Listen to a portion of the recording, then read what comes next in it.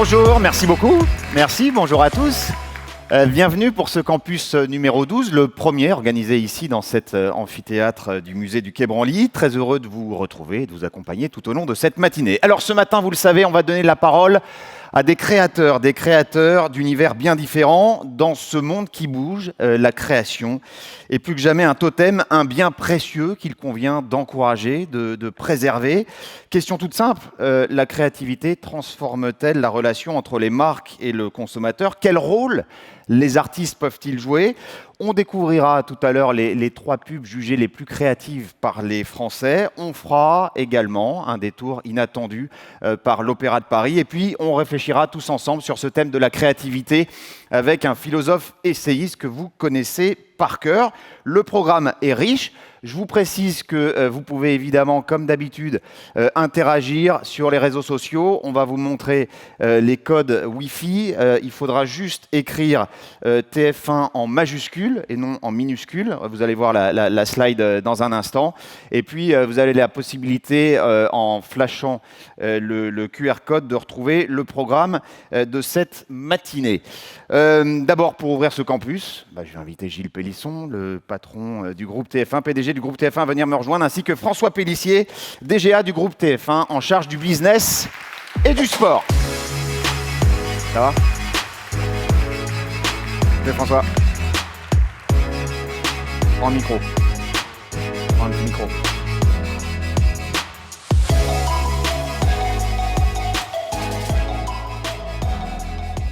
Ouais. J'attaque. 1, 2, 3. Bonjour à toutes et à tous. Merci beaucoup. Ravi de vous accueillir ce matin dans ce musée du Quai Branly, qui est un lieu dédié à la découverte des civilisations et de leur créativité. Pour cette nouvelle édition de ce campus TF1 Régie Pub, aux côtés de François, autour d'un thème, je pense, qui nous parle à tous, c'est-à-dire la création, et qui est en fait le meilleur trait d'union entre nous qui sommes des acteurs d'industrie très créative. Cette matinée, ça va être l'occasion de réfléchir ensemble à cette question, tu l'as rappelé, en quoi la création, la créativité peut-elle nous aider en tant qu'entreprise ou même en tant que société à relever les défis actuels et les défis à venir. Alors, je ne vais pas enfoncer des portes ouvertes, mais on vit une époque qui est complexe, elle est pleine d'incertitudes, les crises économiques, les crises géopolitiques. On est en plein milieu d'une crise importante, les crises sanitaires, on vient d'en vivre pendant plusieurs années, l'environnemental, qui nous bouscule et qui nous pousse à nous questionner.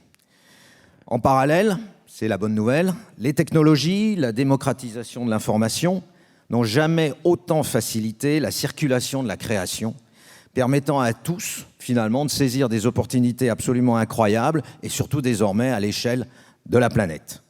En fait, on peut dire peut-être qu'aucune période n'a été aussi propice pour la créativité.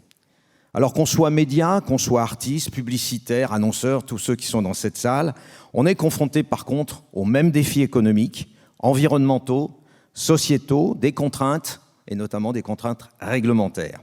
Et vous le savez, c'est dans ces univers contraints et cadrés, en général, que l'on se dépasse et qu'on doit être innovant et créatif, soit pour sortir du cadre, soit pour arriver quand même à innover malgré toutes les contraintes. Moi, j'ai eu la chance de travailler dans le monde du spectacle, et j'ai été frappé par cette remarque de Robert Hossein, qui m'avait dit « Mon problème, c'est que moi, j'ai une cervelle de riche, avec un portefeuille de pauvre, mais c'est quand même là où je suis quand même le meilleur. » Et donc, ça ne l'empêchait pas de rêver, ça ne l'empêchait pas de créer, et c'est ça qui, je crois, est vraiment important. La créativité de nos métiers, elle doit être tournée vers l'invention de nouveaux modèles, de manières de produire, de consommer, qui ne se contentent pas de répondre aux contraintes actuelles, mais surtout qui vont anticiper les besoins futurs, les attentes des consommateurs. Et de ce point de vue-là, on peut se dire qu'on a quand même un nouveau boulevard devant nous, avec le Web 3.0, le métaverse, qui sont vraiment de nouvelles frontières. Pour cela, il faut de l'imagination, il va falloir de l'audace, puis je crois qu'il faut aussi avoir cette envie d'entreprendre ensemble. Seul, on ne peut pas y arriver. Et je rappelle la formule de Einstein qui disait « Imagination is more important than knowledge ». Alors je suis convaincu, dans ce monde de test and learn, et on passe tous notre temps à faire des tests et à essayer d'apprendre de nouvelles expériences, c'est en mutualisant nos forces et en partageant nos idées que nous irons plus loin et plus vite. Côté TF1, vous pouvez vous appuyer sur nous et nous regarder avec sans doute cette connaissance très fine du public et des tendances, une capacité d'innovation et de transformation en interne. Chaque année, nous réinventons nos programmes, nous renouvelons nos auditoriaux et tout ce que l'on va proposer au public. La volonté de moderniser, on le fait avec la régie pub, et je pense que chaque année, on essaye d'innover également sur ce marché-là, et puis pas mal de diversification. C'est une véritable expertise et un savoir-faire dans le monde de la création. Nous avons une société, un groupe de création qui est Newen, et tout à l'heure vous entendrez aussi Olivier Lehardoux de Blue Spirit, qui sont des ambassadeurs de ce qu'on peut faire comme production en France, au Canada, enfin un peu partout, et ça c'est notre groupe. C'est une ambition de créer, de participer à nourrir le patrimoine culturel français via nos programmes télé, mais aussi le brand content, la musique, les spectacles. Le groupe TF1 est sur tous ces sujets-là. Et puis, c'est une capacité à travailler avec les meilleurs talents, c'est-à-dire les dénicher, les révéler, et puis les accompagner et les faire grandir. Et quand vous regardez The Voice, quand vous regardez Danse avec les stars, c'est un peu cette idée-là. Alors, collectivement, on a un enjeu de souveraineté culturelle. Les récits que l'on construit, que l'on nourrit, les mots, les images que l'on véhicule ont un impact réel. On a la responsabilité commune de nous engager pour que la créativité ait du sens, qu'elle s'inscrive en faveur du bien commun, et vous le savez sans doute, notre raison d'être dans le groupe TF1, c'est inspirer positivement la société. Quand même un vaste programme. Voilà, ce campus est un rendez-vous annuel très important pour prendre un peu de recul et de hauteur, et j'espère que ce matin vous allez vous régaler. Merci à tous les intervenants qui nous ont rejoints, parce que vous allez voir, je crois que comme le disait Romain, on a un plateau qui sera très riche, et moi je vais vous laisser avec 2 citations d'un homme qui, pour moi, inspire la créativité, qui était Walt Disney. Et j'ai travaillé 5 ans à la Walt Disney Company. Walt Disney disait « If you can dream it, you can do it ». Et toutes les équipes d'Imagineers, de tous ceux qui étaient en charge à la Walt Disney Company d'imaginer, commençaient toutes les sessions de brainstorming par cette formule « The sky is the limit ». On peut rêver, et on peut rêver au-delà du ciel. Et puis surtout, quand on disait à Walt Disney « Mais c'est formidable, l'empire que vous avez créé, c'est tellement compliqué, etc. » Avec beaucoup d'humilité, il rappelait « Remember, it all started with a mouse ». Donc, voilà. Bonne matinée à tous. François, c'est à toi. Merci Gilles. Bonjour à toutes et à tous. C'est vrai qu'on est très heureux ce matin de vous accueillir à nouveau pour ce campus TF1.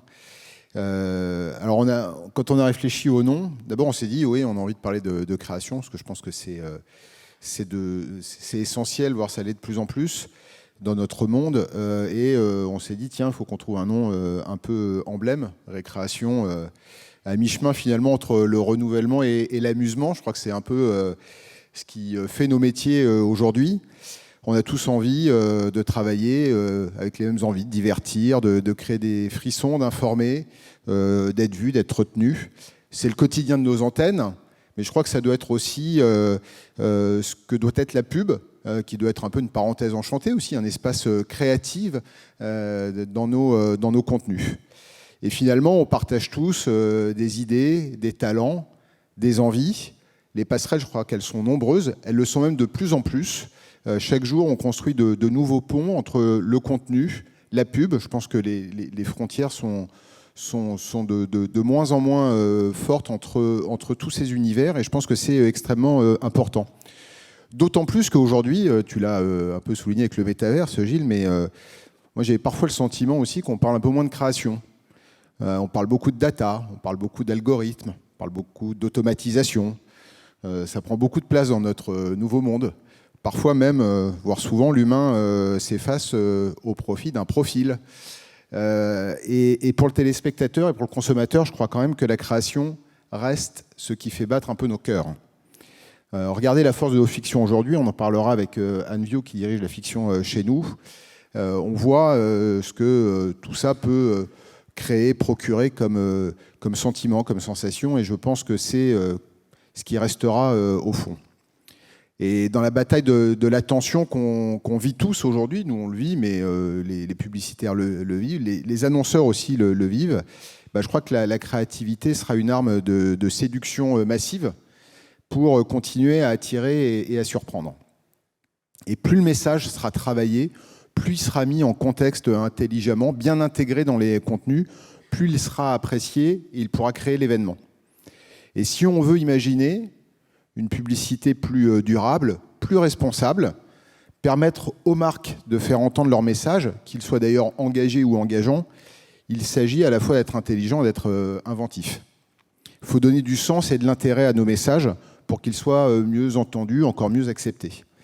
Alors c'est vrai qu'au cours de cette matinée, on a voulu présenter à la fois un instantané, mais aussi une vision de ce qui attend nos sociétés, notamment avec la présentation d'un cahier de tendance qu'on a pris beaucoup de plaisir à faire. On a beaucoup d'experts ce matin, on est très fiers de les accueillir pour débattre d'un sujet, on va dire, intarissable. Romain, merci d'ailleurs d'animer tous ces débats. Plaisir. Et pour finir, moi je voulais vous parler d'un exemple dont je suis assez fier, parce que il rejoint à la fois la pub et le contenu, la pub et le sport, qui sont mes deux activités principales dans le groupe aujourd'hui. Je vais vous montrer un petit film derrière. C'est la Coupe du Monde, vous vous souvenez, la Coupe du Monde 2019, la Coupe du Monde féminine en France. Ça a été un énorme événement, bien au-delà d'ailleurs de ce qu'on espérait. On voulait en faire un événement, je pense qu'on a été en très fort soutien. Et on a fait quelque chose d'assez remarquable. Les équipes de TF1 Pub se sont mobilisées en un temps record pour proposer aux partenaires de l'équipe de France féminine de s'associer dans un même spot. C'est pas facile de réunir 7 marques dans un même spot, mais avec une ambition, c'était soutenir l'équipe de France lors de ce rendez-vous. Et donc on a eu ce spot à l'antenne, et moi j'ai un vieux rêve, alors les équipes qui sont ici vont sourire parce que je leur en parle régulièrement, c'est de faire le Super Bowl en France. Vous savez, le Super Bowl, c'est tous les ans aux États-Unis, c'est des dizaines de millions de téléspectateurs, mais c'est aussi un espace créatif formidable pour les marques. Ouais, je ne sais pas si vous avez vu... à la mi-temps du Super Bowl. À la mi-temps du Super Bowl, il y a l'événement musical et puis il y a les pubs. Voilà, on est là aussi pour voir les spots de pub et les créations. Et il y a eu un spot, par exemple, Pepsi, moi, qui m'a absolument subjugué cette année, avec toutes les stars mondiales de la musique. Et moi, j'ai un peu un rêve, c'est qu'on arrive à faire aussi notre Super Bowl en France. J'ai envie de vous donner rendez-vous le 18 décembre 2022 sur TF1. Il y a une finale de Coupe du Monde. J'espère sincèrement que la France sera en finale pour remporter une 3e étoile. On a parlé avec Kylian Mbappé lundi qui était au JT. Je peux vous dire qu'ils ont très envie d'aller la chercher, cette 3e étoile. Et on aura des spots de pub qui seront regardés par 10, 20, 25 millions de téléspectateurs ce jour-là. Soyons créatifs. Essayons, nous aussi, de faire notre Super Bowl et d'apporter des nouveautés intégrées dans ce fabuleux spectacle. J'ai envie de dire qu'il est un peu temps presque de réenchanter nos métiers, stimuler le consommateur, de nous stimuler nous-mêmes. Je crois que c'est un peu le but de ce campus. Vous inspirer un quotidien plus responsable, plus imaginatif, plus résilient que jamais et toujours aussi récréatif. Merci beaucoup et bon campus. Merci beaucoup. Merci Gilles, merci François. Merci à vous.